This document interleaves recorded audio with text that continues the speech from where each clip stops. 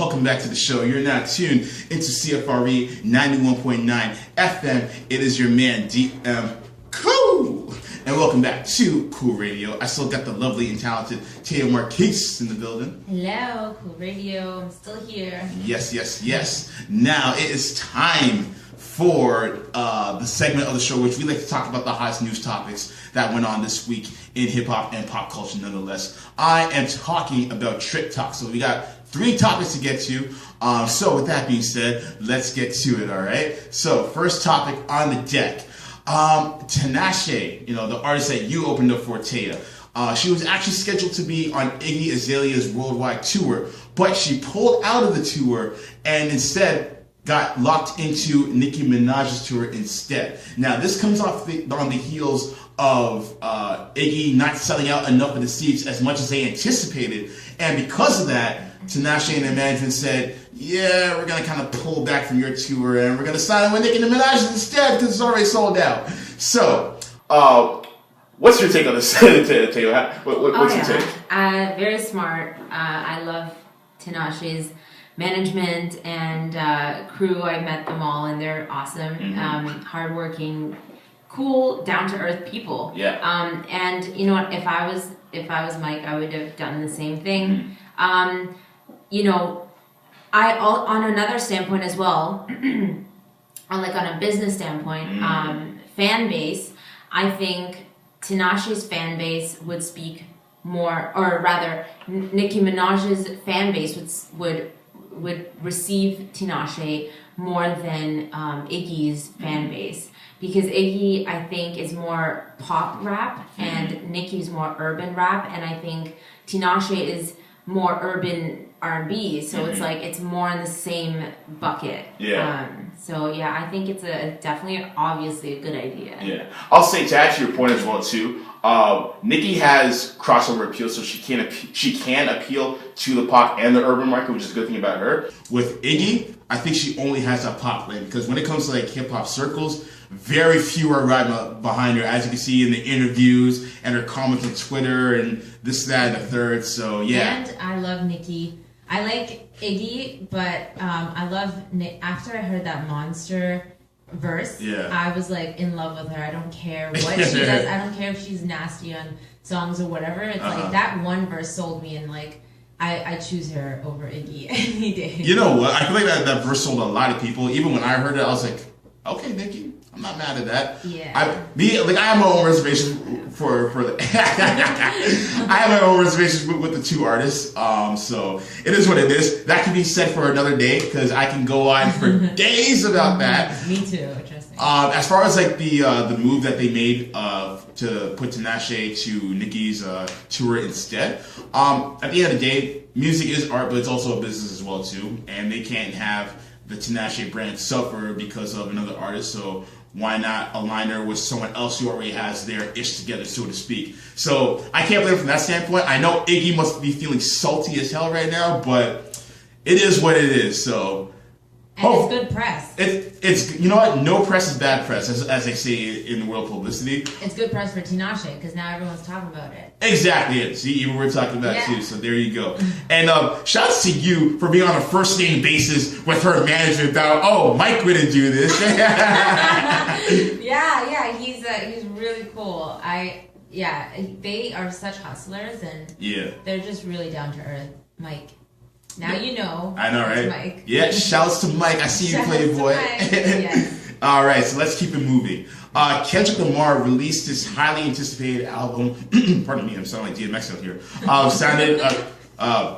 Released his album To Pimp a Butterfly. Now, the original release date was set for March 23rd, but it was surprisingly released a week earlier via iTunes. Now, there is a trend going on that's been happening for a little over a year now, where certain big name artists will just out of nowhere put out an album. So Beyonce kind of started the recent trend, I should say, with their self-titled album back in, December 2013, I believe. And then afterwards, J. Cole just kind of came out of nowhere and released his album, but gave people a month. But there was very little promo that followed up with it.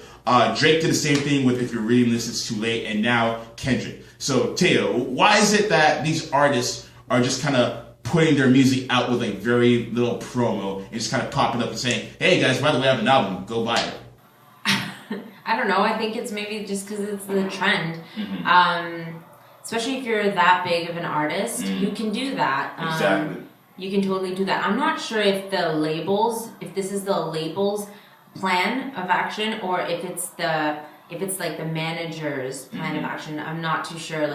But whoever's deciding this is probably smart. At least for the big name artists. If a smaller name artist does that, I don't think it would really fly. Yeah, it wouldn't resonate as strong. I feel like it's good for the artists that they can do that and still get the return because they're using very little of the label's money for promo and other resources as well too. So they still have some money left within their budget that they don't have to pay back to the labels. Maybe it's probably not the label's decision. It's probably the artist's / manager's decision, because what you just said, they're like, you know what? Screw the label. I'm not saying this. Yeah. Shout out to labels. There we go. I'm not. Don't quote me, but I'm just saying they're probably thinking, screw the labels. I have enough following. I have a big enough fan base. I don't need all this promo money to pay them back. So it's probably that. Yeah, absolutely. And no, good on the artists as well too, Rick. It just shows that how much power that the artists do have, not just the label owners as well too. And this has been happening since the boom of the social media age as well. So I feel like if you're that's cool. I feel like if you're that strong of an artist, you can do that. What were you gonna say? Yeah, I was gonna say, do labels? I don't know. It's do labels know about this? You know what I mean? It has to it has to go through the label. It does to a certain extent. I don't know the full inner workings of it, but each artist is given a contract obligation saying you have to release 4 albums under our umbrella. They don't give you a time date as to when to do it, but they say just do it. And you have to turn in your album to your label reps, and if they give you the approval to release it, then they're gonna prepare the promo for you and all that stuff.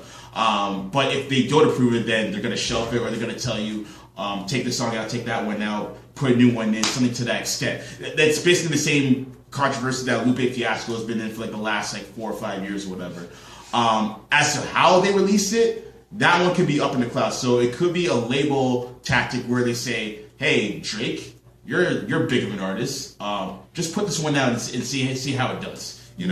That way, Drake isn't spending money, the label's money on resources, and the label doesn't have to give money to Drake to spend money. They can use that budget for something else. That's true, yeah. This is all hearsay. It's a win-win for both. It should be, yeah. For artists and labels, yeah. Well, not really for Cash Money, because, they kind of lost out on a little bit of money. Well, they didn't lose out on money for that, but nonetheless, it's Drake, you could have saved this stuff for your next stuff, but whatever. Right. So, who knows? Speaking of Cash Money, actually, that's a perfect segue. Lil Wayne is in the news again, and he is making headlines about the latest within the Cash Money lawsuit. So basically, there are some new details that were outlined by a personality who's also an entertainment lawyer by the name of Combat Jack.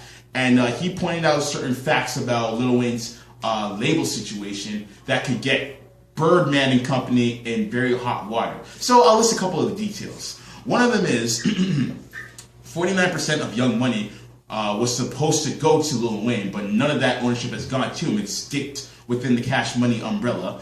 $10 million was owed to Lil Wayne for the creation of the Carter 3, and he has yet to receive any of that money. He was also supposed to earn 30% of Drake's sales, but he has yet to earn that money as well, and he has already fulfilled his contractual agreements to Cash Money after he put out the Carter 3, which is to put out 4 more albums within that time span, which he did. So, when you hear stuff like this, Taya, do you feel as though Cash Money's in hot water right now?